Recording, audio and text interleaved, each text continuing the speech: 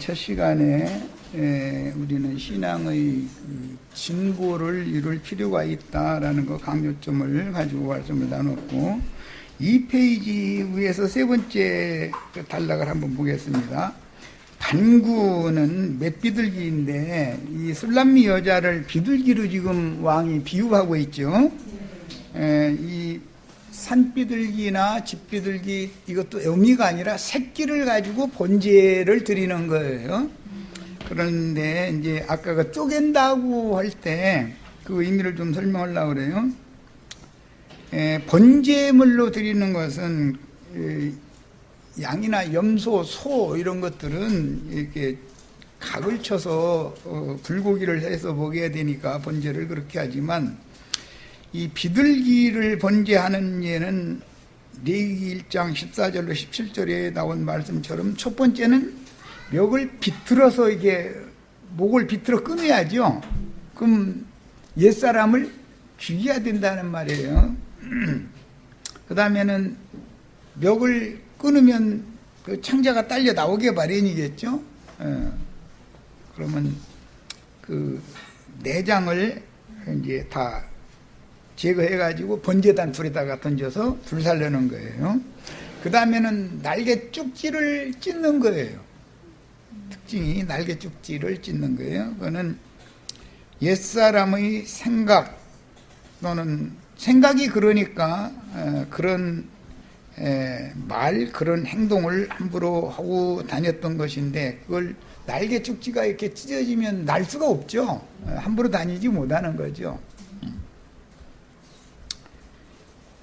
그 다음에 피를 제단에다 이렇게 뿌리는 것이 비둘기로 제사를 하는 방법이고, 보편적으로 이스라엘 백성들이 범죄를 속함을 받기 위해서 제물을 갖다 드릴 때는 이게 제일 싸니까 제일 작은 제물이고, 이제 비둘기 제사를 제일 많이 했습니다.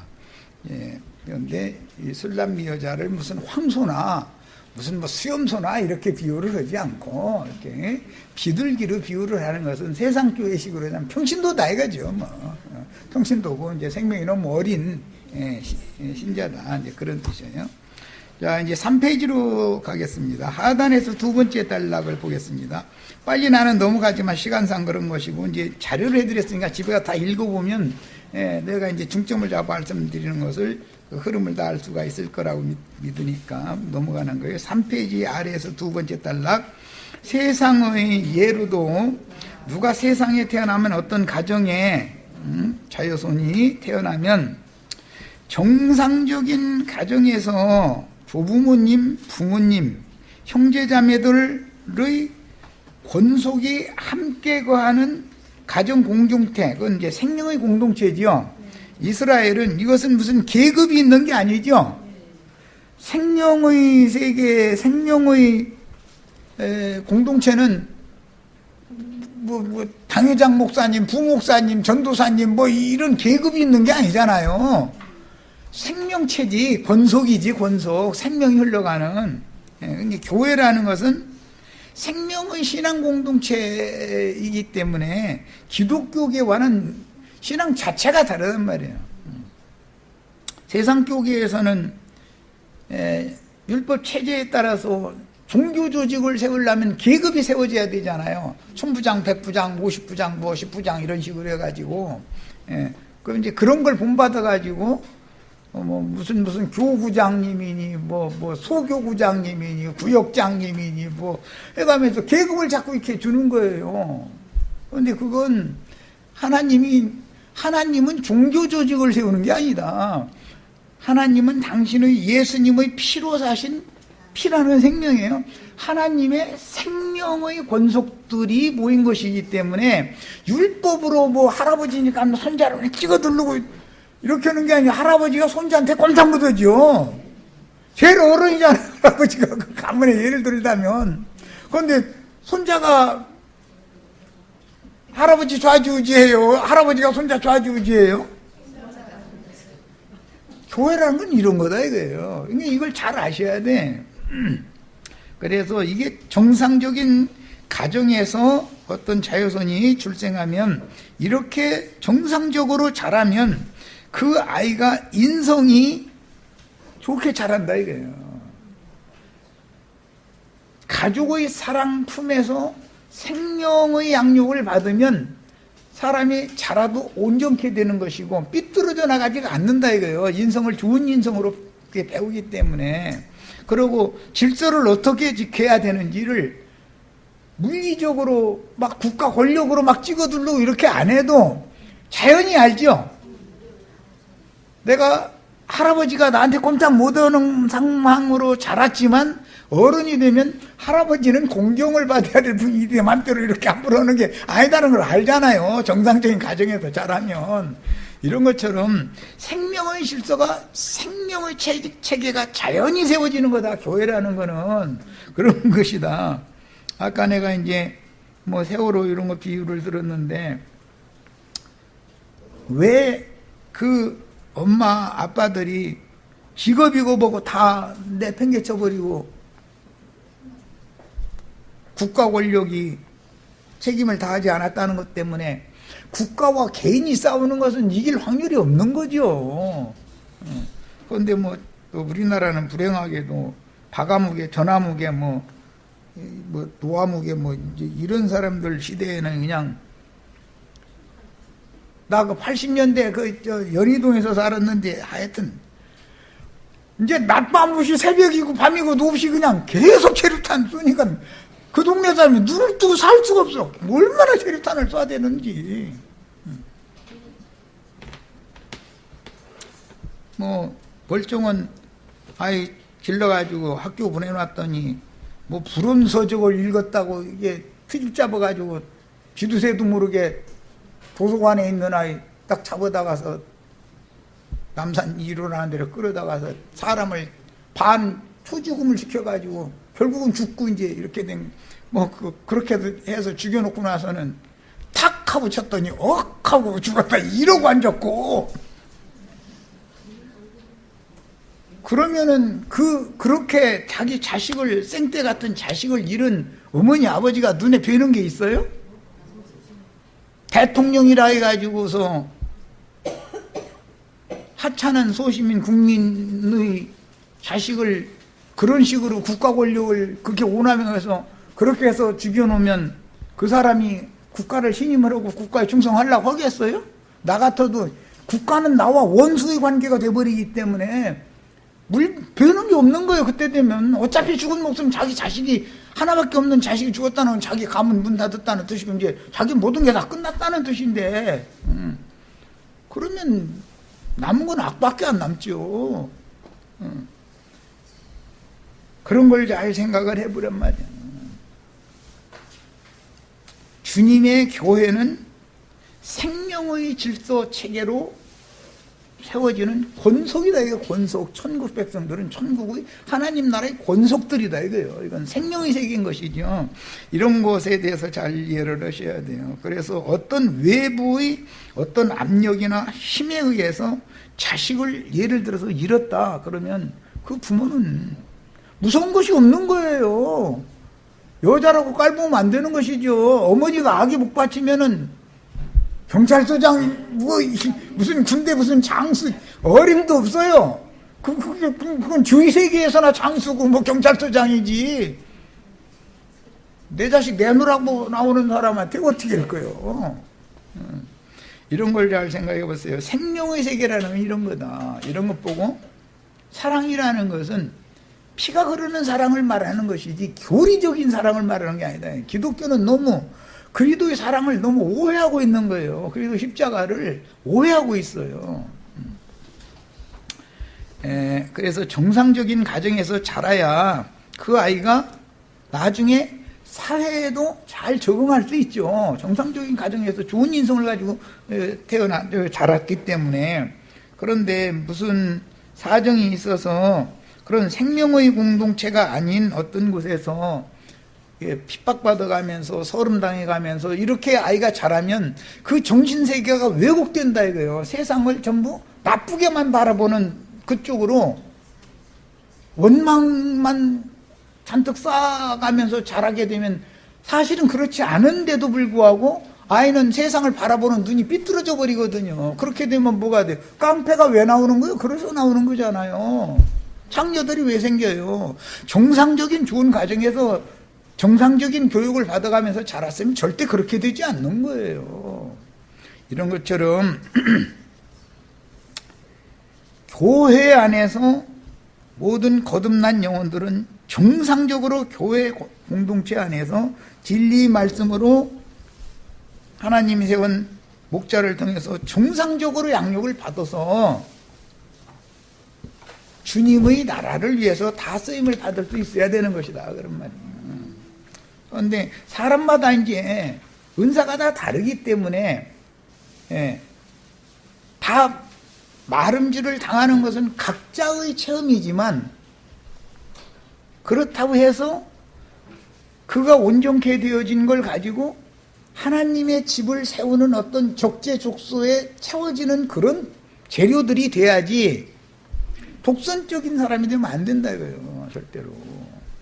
그래서 연락하고 상합한다는 것을 꼭 배워야 된다. 그런데 술람미 여자는 지금 이런 것에 대해서 이해가 없는 거예요. 나만 사랑하시는 주님, 막 나의 하나님, 이러고 있으니까 이게 이제 우리 지체들도 이렇게 더 완전한 데까지 다 나가셔야 되겠어요.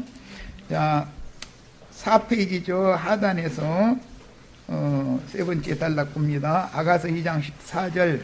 바위 틈 낭떠러지 은밀한 곳에 있는 나의 비둘기야, 그랬는데, 이 바위 틈이라고 하는 것은 제일 먼저 생각나는 게 모세.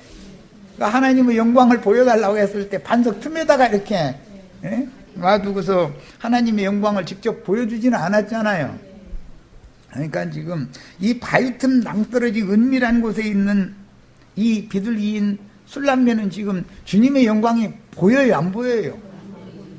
뭔만 보여요? 나 잘난 것만 보이죠. 내가 예수 제일 잘 믿는 것밖에 안 보이죠. 나밖에 나의 한계 이상을 못 본다 이거예요. 이게 지금 정상적으로 자라는 게 아니다 이런 말이에요. 정상적으로 자라는 게 아니에요. 어디서 자라야 되느냐? 왕이 백합화 가운데서 자기의 양떼를 먹이는 그곳에서 자라야 되기 때문에, 왕은 이 여자에게 지금 요구하는 게 뭐냐? 그 여자를 데려다가 백합화 가운데에서 자신이 세운 목자들을 통해서 양육하고 있는 양떼무리 속에 갖다 섞어 놓으라는 것이잖아요, 지금. 오늘 말씀이 이제 다 한 거예요, 그러면. 그런데 이런 이치에 대해서 이해가 안 된다, 이거예요, 지금 술람미 입장에서는. 그런데 그것까지 본 얘기를 했어요, 오늘 술람미. 이게 눈이 열린 거죠. 아, 나만이 다가 아니구나. 그 왕이 백합화 가운데서 자신의 양떼를 먹이는 그곳에 가서 거기에서 정상적으로 내가 더 많이 배워야 되겠구나라는 걸 이제 오늘 말하는 것이 목적이다 이거예요. 우리도 다 이런 이상이 열리셔야 되겠어요. 교회를 보는 눈이 열리지 않으면 그 사람은 나중에 어떻게 되냐면 유리하는 별이 돼요. 교회를 모르는 사람은 성경 나름대로 자기가 아는 성경 어떤 구절, 거기에 그 구절이 그때 은혜가 됐기 때문에 그게 이제 콕 박혀버린 건데, 말하자면 그거 이상 딴 얘기하면은 자기가 깨달은 것이 혹시 잘못 깨달았을 수도 있죠. 자기는 그게 그 구절을 그렇게 은혜를 받았지만 전체적인 성경의 흐름이나 하나님의 그 목적에 맞춰서 성경을 본다면 잘못 깨달은 것일 수도 있잖아요. 그런데 그걸 꼭 붙잡고 안 놓으려고 그러면 놔둬야 돼요? 그 사람 혼내서라도 그거 뺏어야 돼요? 놔두셔야 돼요. 그런 사람 만났을 때 강제로 그거 당신 지금까지 가르침 받은 거 잘못했다 이렇게 얘기하면은 그 사람 교만하더만 이렇게 나오지 자기가 교만하다고는 절대 않습니다. 이해되시죠? 내가 교만하다고는 안 해요. 내가 소견머리가 밴댕이 소갈 말해가지고 속아 터져가지고 보는 눈이 그거밖에 못 본다, 내가 문제다라고는 절대 생각 안 는 거거든. 그 말을 투가 영 아니더만 뭐 또 딴 뭐 다른 거 트집을 잡을 거리를 가지고서 이렇게 해가지고서 회방을 놔버리거든. 전도를 못하게 만들거든. 그래서 그런 사람들은 아 그런가 보다 하고 그냥 넘어가고 모르는 척하는 게 제일 나아요. 그렇다고 해도 시간만 지나면 술람미 여자는 바로 잡히고 바로 잡히게 돼 있어요. 앞으로 이제 점점 나가면 다 바로 잡히게 돼 있어. 어디서 바로 잡혀야 되느냐? 왕이 먹이는 약물이 가운데에서, 교회 생활 가운데에서 잘하면 시간이 지나면 다 바로 잡히게 돼 있어. 할아버지 할머니를 내 맘대로 하는 게 아니고 내가 뭘 모르고 그런 것이고, 할아버지 할머니는, 아버지 어머니도 무서운 게, 아버지 어머니는 무섭지만 할아버지 할머니는 안 무섭거든. 그러다가 이제 자르고 나면 우리 아버지 어머니도 두려워하고 존경하고 공경하는데 내가 뭘 몰라서 그랬구나라는 건 자연히 배우게 돼 있는 거예요. 이것은 강제로 주입시켜서 되는 게 아니에요. 이거는 이 생명률이라고 그래. 이런 것 보고. 자, 그 다음에 이제 15절로 갑니다. 6페이지 중반부죠. 우리를 위하여 여우, 이게 그 단수로 번역을 했는데 이게 복수입니다. 이건 여우라는 건 특징이 교활한 것이죠. 들깨 개잖아요. 개. 개라는 것은 뭘 말하는 거죠? 몰지각한 목자들을 염두에 두는 말인 거예요. 네. 우리의 포도원인데 왕과 술람미 여자와 또 왕이 기르는 많은 양떼들이 모이는 모임 자체가 포도원이잖아요. 그게 왕의 포도원. 그런데 이 들깨 개들은 포도원 일꾼을 자처해 가면서 포도원 세대에 왔네요. 포도원 주인이 종들 보내니까 다 박해하고 죽이죠. 맨 나중에는 에이 이제 그럼 상속자에는 아들 보내면 뭐 설마니 새 잘 내겠지. 그러면 아들 오면 뭐라고 해요? 저는 상속자니 저 죽여버리고 이 포도원 우리가 뺏어버리자 이러죠. 오늘날 이 여우들이 어떻게 우리의 포도원이라고 한 이 포도원을 어떻게 허물어뜨리고 망가뜨리는지 이해가 되시죠 이제?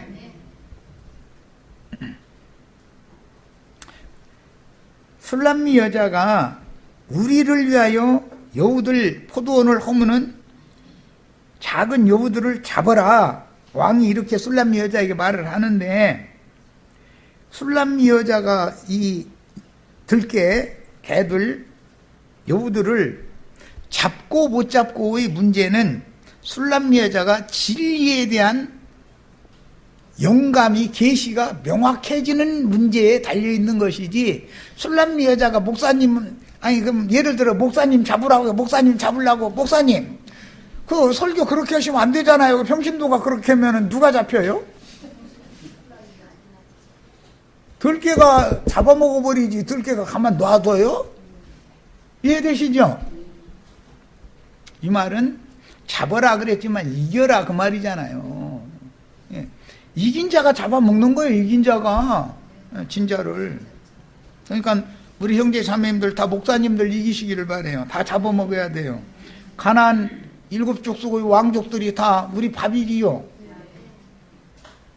그 가나안 7족속의 왕족이라는 게 다 그게 하나님이 눈으로 볼 때는 들깨들이잖아요. 부악한 이리, 늑대, 여우 이런 것들이잖아요. 그런데 여기서 왜 특히 여우라고 했겠어요? 개 종류 중에도 들깨 종류 중에 많으니까 뭐 이리, 늑대만 있는 게 아니니까. 이 여우들이라는 교활하고 간사하잖아요. 간교하잖아요, 아주. 그게 이제 특징을 삼아서 한 말이에요. 그러니까 우리 형제 자매님들 다 포악한 들깨든 간교하고 교활한 들깨든 다 딱딱 집어내고서 다 잡으셔야 되겠어요. 이겨야 되겠어요. 그들이 가르치는 교리를 이기는 거예요, 결과적으로는. 자, 앞에 부분에서 너 거기에 있지 말고 일어나라 할 때는 자기 자아에서 벗어나야 되는 것이고, 자기 자신을 여겨야 되는 거. 거기서는 이제 벗어나려면 진리의 말씀에게 자기 자신을 복종시키는 것이 그게 이기는 거죠, 개인적으로는. 그러나 여기서는 지금 이제 주님의 포도원 얘기를 여기서는 하고 있기 때문에 교회에 이거는 확대 적용을 하는 문제이니까 신부님 목사님들이 거짓 교훈을 이겨내야 된다 이거예요. 자, 이제 그들이 이제 7페이지로 갑니다.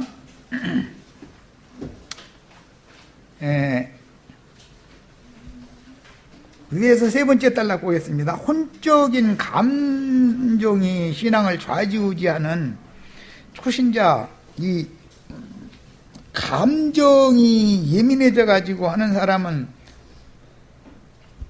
이걸 하도 뒤집기를 잘하기 때문에 종잡을 수가 없죠. 그런 사람 보고 대표가 사울왕이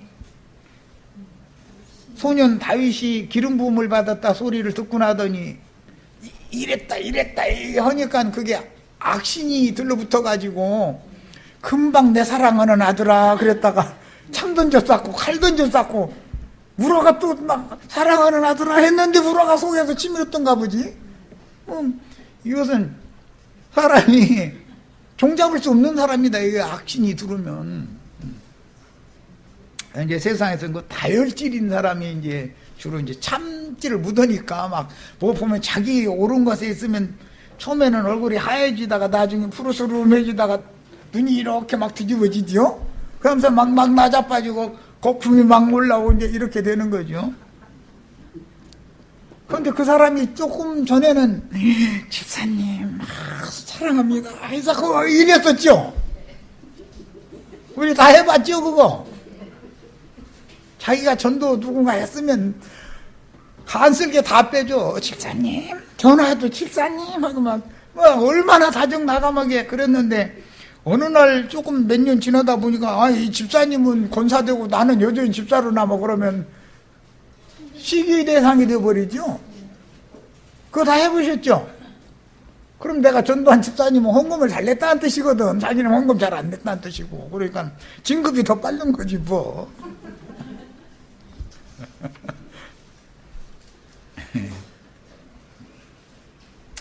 이제 그런 종교 조직체에서는 그런 것이 통하지만 주님의 교회에서는 생명이 온전케 되는 것이 주님의 집을 세우는 것이고 자라가는 것이기 때문에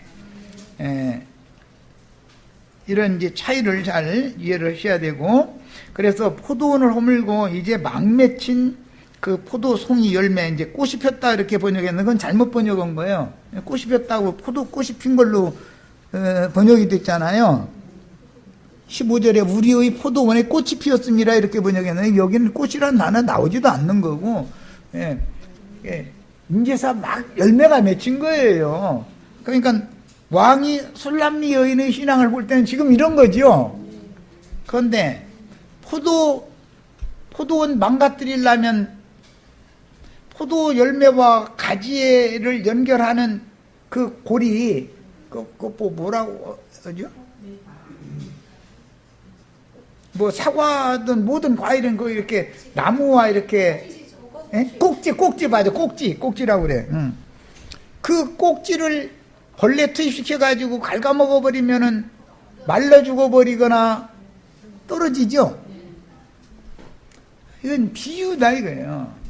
포도원을 그렇게 망가뜨린다 이제 그 말인데, 그래서 결실할 수 없도록 열매 꼭지를 갉아먹어서 떨어지게 하거나 겉마르게 하는 여러 가지의 그럴듯한 교리들을 자꾸 세뇌를 시킨다. 그래서 이제 겉말라 죽게 한다라는 것은 은혜를 소멸시키게 하고 사람을 캄팍하게 만드는 거죠. 그럼 말라버리는 거잖아요, 사람이. 한때 은혜 받았다고 펄떡펄떡 뛰던 사람이 어느 날 보면 냉담해져가지고 아무리 전도를 해도 눈 하나 끔찍 않고, 나도 전에 성경줄이나 읽어봤고 뭐 나도 뭐 신학도 해봤고 뭐 해가면서 엉뚱한 소리만 하는 사람 만날 수 있죠. 그거 왜 그런 거예요? 메말라도 죽었다 이거예요. 그 영혼에 은혜가 늘 적셔지는 상태로 생명 공급이 유지가 됐어야 되는데 그게 끊어져 버린 거예요. 그게 왜 그러느냐? 신학이라든지 뭐 말도 같지 않은 쓸데없는 소리를 계속 세뇌시키다 보니까 그쪽으로 다른 교훈이 그 사람의 영혼을 좀먹어버렸다 이거예요. 좀먹어버리고 은혜가 소멸돼 버리는 거예요. 그럼 나뭇가지에 붙어있지 못하면 떨어지는 거죠. 이런 방식으로 다 떨어뜨리는 목적은 지가 잡아먹으려고, 지가 먹으려고, 지 밥 담으려고 그러는 거잖아요. 자, 이것이 기독교다 이거예요. 그런 방식으로 다 하는 거다. 이걸 잘 이해를 하셔야 되겠어요. 자, 이제 8페이지로 갑니다.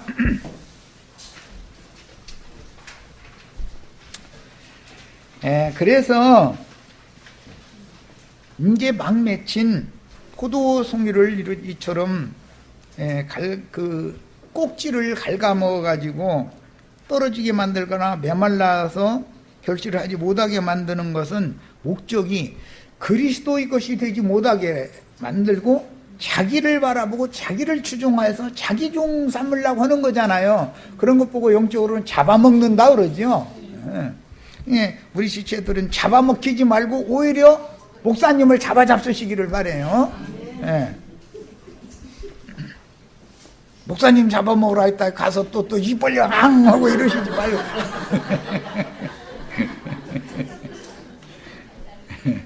자, 이제 8페이지의 16절로 갑니다.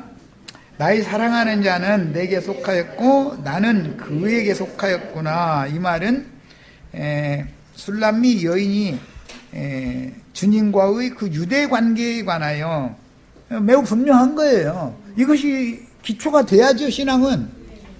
주님이 내 안에 내가 주 안에 해서 이게 연합관계가 이게 명확해야 되거든. 그런데 눈이 열리다 보니까 이제 개인적인 주님과 자신의 관계를 벗어나서 이제 후반절입니다. 그가 백합화 가운데서 양떼를 먹이는구나. 이렇게 했어요. 이건 굉장한 발전이죠. 나의 하나님, 나의 주님이 백합화 중에 있는 모든 양떼의 주님이구나라는 것을 알면 거기서 잠에서 깨어나가지고 주님을 따라서 여기로 가야죠. 여기로 가는 거예요. 이게 세상 속에서 나와서 성령과 신부가 오라는 곳으로 가야 되잖아요. 이건 뭐 너무 당연한 얘기예요. 그런데 아가서 5장 13절에는 백합화를 술람미의 입술이라고 비유를 했죠. 5장 13절 읽어보고 오겠습니다. 이제 문맥의 흐름에 대해서 이해를 좀 명확하게 할 필요가 있어서 그래요. 뺨은 술람미의 뺨이에요. 뺨은 향기로운 꽃밭 같고 향기로운 푸른 독과도 같고 입술은 백합화 같다 이렇게 표현을 했죠. 세상에서는 입술은 뭐 처녀 입술은 앵두 같다 그러는데 왕이 술람미 여자의 입술을 바라볼 땐 백합화 같이 보였다는 것이죠. 그 입술을 아무한테나 함부로 내주지 않은 순결성을 지켰다라는 것이 강조점이다라는 걸 알 수가 있는 거죠. 그러니까 사람이 말 섞는다 그러잖아요. 말 섞는다 이게. 그런데 이 말씀으로 이렇게 흘러갔다라는 것은 들깨 종류하고는 입을 맞추지 않았다. 말을 섞지 않았다. 그들의 가르침을 거부했다. 그 말이죠. 그게 이긴 거죠. 그 말을 지금 하는 거예요. 자, 그 다음에 여기부터 16절, 17절은 이제 술람미의 노래입니다. 9페이지로 갑니다. 17절로 가겠습니다. 그 술람미 여인의 입술을 백합화로 왕이 비유를 했다라는 건 조금 전에 내가 설명한 걸 잘 이해를 하셔야 돼요. 그러니까 이 왕과는 이미 입맞춤들을 많이 했죠, 첫사랑 때. 그런데 포도원을 허무는 여우들과는 자기 입술을 내주지 않았다. 그런 뜻으로 순결성을 강조했다. 입술이 이쁘다는 걸 강조한 것보다 입술을 잘 지켰다라는 것을 강조한다 이거예요. 아가서의 내용은 자, 9페이지 2장 17절로 갑니다. 나의 사랑하는 자야, 날이 기울고 그림자가 갈 때 돌아와서 베데르산에서 노루와 어린 사슴 같아여라 이랬는데 이건 번역이 너무 이게 무슨 소리인지 뭐 도대체 혼잡해가지고 이야기가 굉장히 어렵게 해놨어요. 그래서 직역을 해드렸어요. 나의 사랑하는 님이여, 날이 기울어 낮의 그림자가 사라지기 전에 노루와 사슴처럼 빨리 달려서 베데르산을 넘어서 나에게 속히 돌아와 주세요. 그런 뜻입니다. 이 술람미 여자는 지금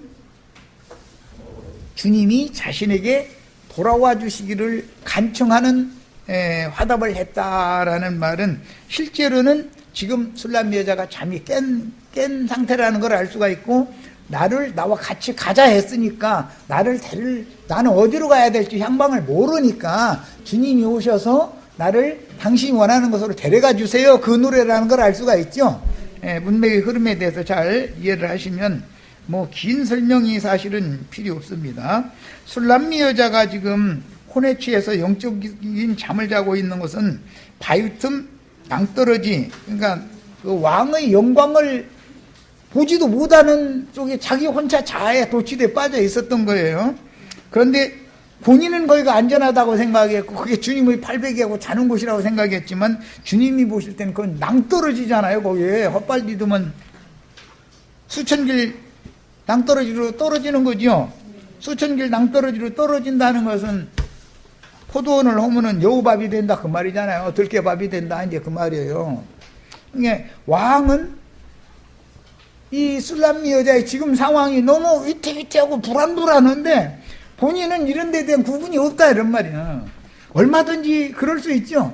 기독교계와 주님이 백합화 가운데에서 자기의 양떼를 먹이는 목자들, 포도원 퉁꾼들을 통해서 주님이 당신이 피로 사신 양무리를 목양하는 포도원과 세상 교회에 대한 구분이 없잖아요. 이 초신자 때는. 사람들은 이 진리를 전하면, 이런 진리를 전하면, 아니 기독교계에는 구원이 없느냐고 이렇게 따져요. 구원이 있을 수가 있죠. 있는데 그들이 받은 구원은 지금 술람미와 같은 구원이라는 것은 약속의 기업에 들어가는 구원은 아니잖냐 이거예요. 지금 위태위태하고 최종적으로는 광야 어느 곳에 머물러 있으니까 광야 신앙이지 가나안 땅에 들어갈 신앙이 아니잖아. 이런 것을 너무 모른다. 이런 얘기하면 아이 광야에 있으면 어때? 구원만 받으면 되지. 또 이렇게나 사람 주고 하죠. 아니 광야에 있으나 가나안 땅에 들어가나 구원이 똑같습니까? 응? 광야에서 다 엎드러져 죽은 것은 오늘 우리들의 신앙의 진보를 위해서 보여주시는 그림자잖아. 응?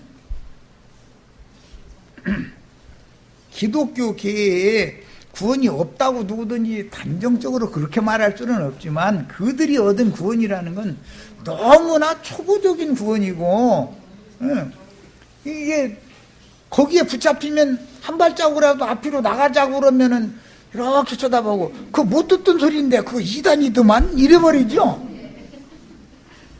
그 사람들은 이단 감별사 이단인지는 잘 알아. 어떻게 그렇게 그쪽으로 눈이 잘 열렸는지 모르겠어. 뭐가 이단입니까? 아니 무엇 보고 이단이라고 해요? 질문해 보세요. 그 사람들이 무엇 보고 성경이 이단이라고 하는지 알고 그 말을 사용하는 게 아닙니다. 이단이라는 말은 교파라고 할 때 무슨 파, 바리새 파, 사두개 파 할 때 또 헤롯 당 할 때 그 당, 그 용어가 이단이라는 용어인 거예요. 그러니까 장로교 파, 우리는 무슨 파, 무슨 교단 그 얘기하면은 나는 이단에 속한 사람이요 그 말이죠. 뭘 정확하게 알고서 어떤 용어도 사용해야 되는데 자기네 목사들이 가르쳐주는 말과는 다른 이제 아가서 강의를 해도 나처럼 강의하는 사람 만나면 우리 목사님은 그렇게 설교 안 하시던데 그 이단이더만 이런다니까. 아니 기독교계 유명하다는 목사님들이 강의한 아가서 강의 많이 유튜브에 뜨더만 보니까 들어보면 그게 뭔 소리인지 알겠어요? 난 그 사람들 뭔 소리인지는 하나도 모르겠어 나. 가르치는 사람 자신이 이렇게 혼동하고 있는데 성경이라는 것은 흐름이 있는 것이단 말이요. 말하고자 하는 의도가 있는 것이고.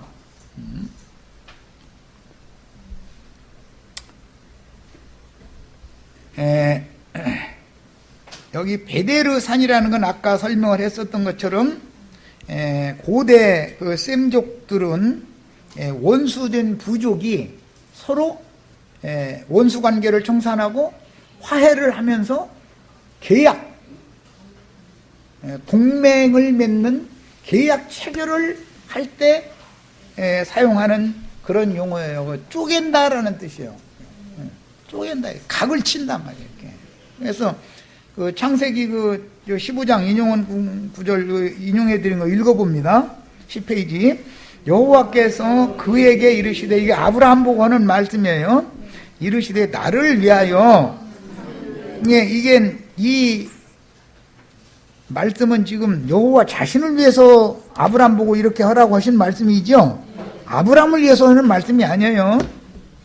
나를 위하여 3년 된 암소와 3년 된 암염소와 3년 된 수양과 산비둘기, 산비둘기라는 건 반구라고 그래요. 집비둘기. 그런데 맷비둘기, 집비둘기. 근데 애미가 아니라 뭘 번제로 쓴다고요? 새끼를 써요. 새끼를. 새끼를 가져올지니라. 아브라함이 그 모든 것을 가져다가, 그 모든 것은 3년 된 암소, 암염소, 수양, 맷비둘기, 집비둘기 새끼, 이걸 아브라함이 이제 갖다 바쳤다는 거예요. 가져다가 어떻게 한다고요? 그 중간을 쪼개고라고. 이것이 베데르예요. 여기 쪼개고라는 용어가 베데르라는 단어예요. 그 쪼갠 것을, 이 쪼갰다는 건 각을 쳤다 이거예요. 목 자르고 사지를 딱 이게 쪼개가지고서, 그렇게 않고 통째로 막 큰 염소를 통째로 올려놓으면 안 구워지지요.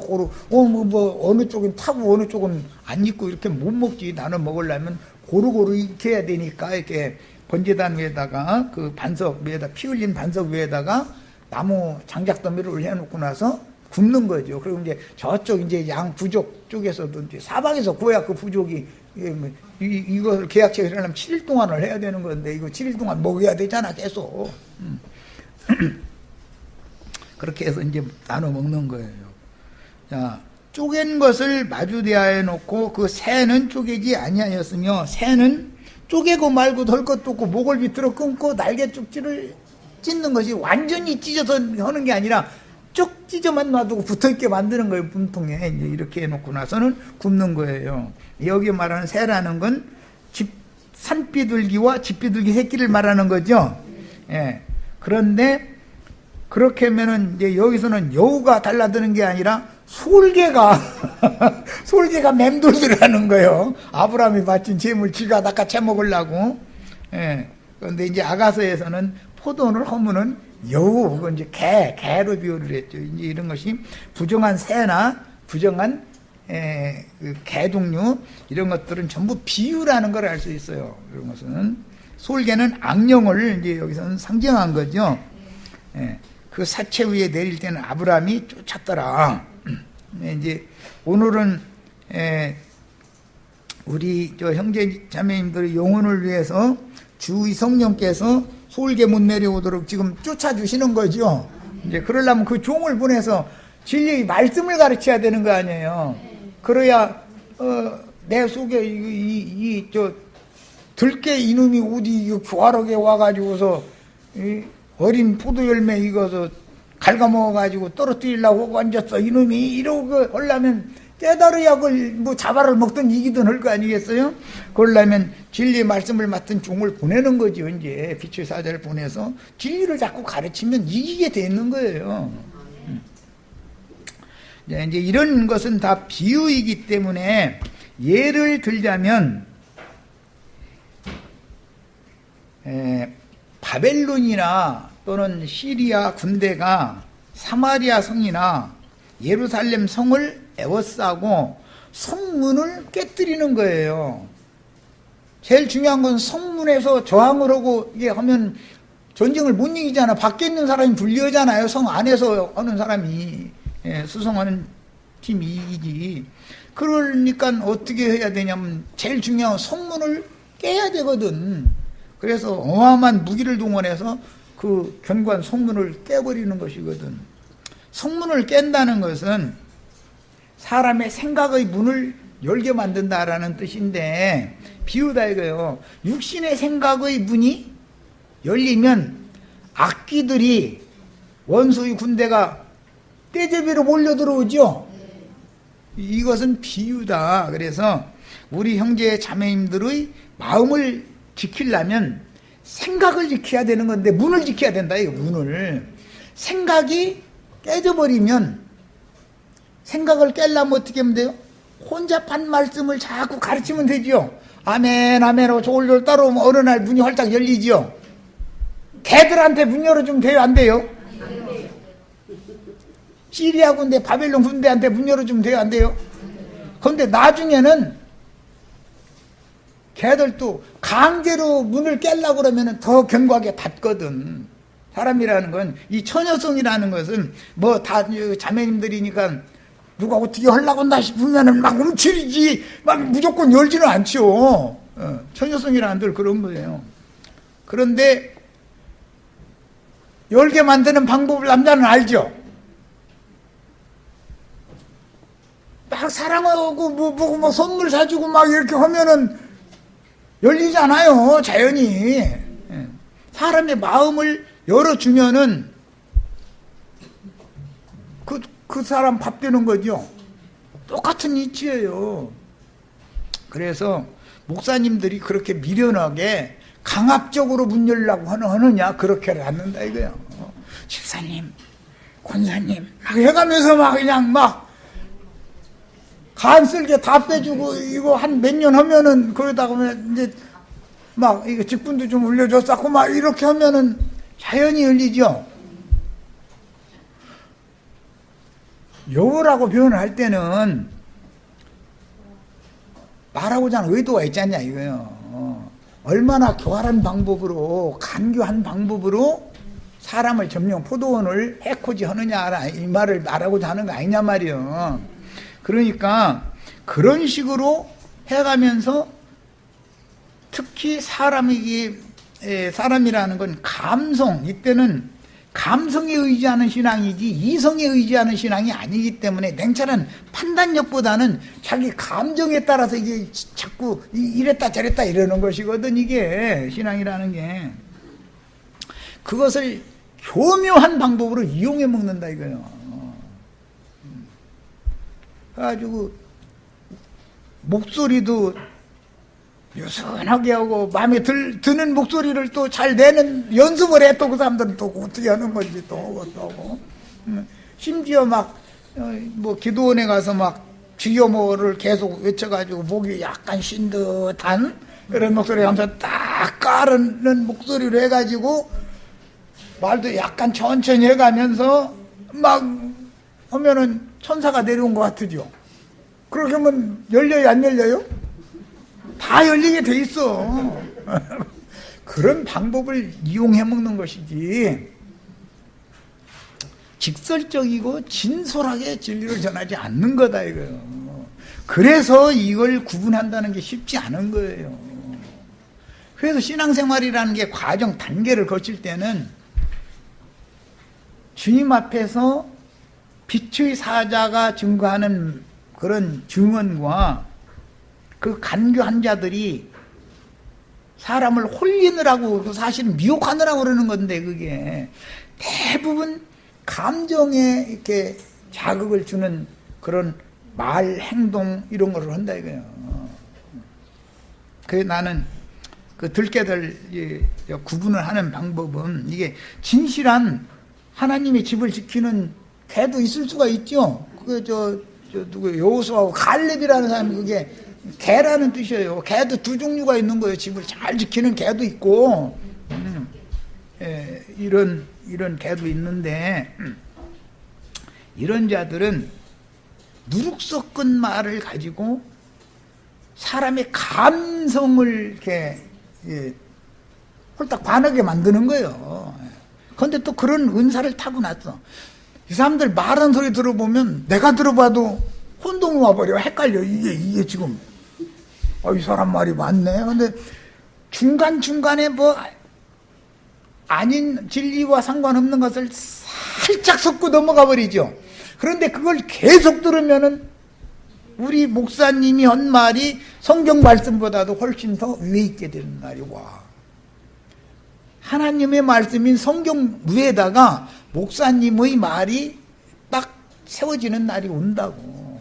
그럼 그 사람을 향해서 한번 마음이 딱 열리면 이 사람이 나중에는 무슨 짓을 해도 하면요, 이제.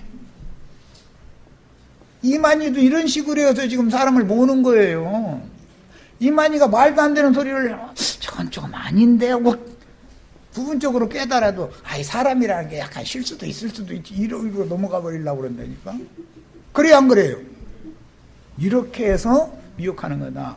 우리 신앙 양심을 마귀가 악기들을 보내가지고 좀 먹으면 그 전에 육신의 생각 마음의 문을 딱 열게 만드는 방법이 있어. 열리면 나의 신앙 양심 자체가 뭉그러져 버리고 점령당해 버린다 이거야.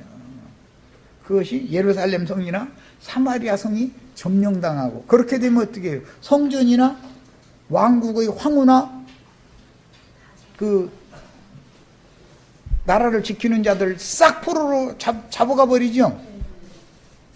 이렇게 될 수가 있는 것이다. 이것이 큰 성 바벨론을 만드는 요인이 된다 그런 말이에요.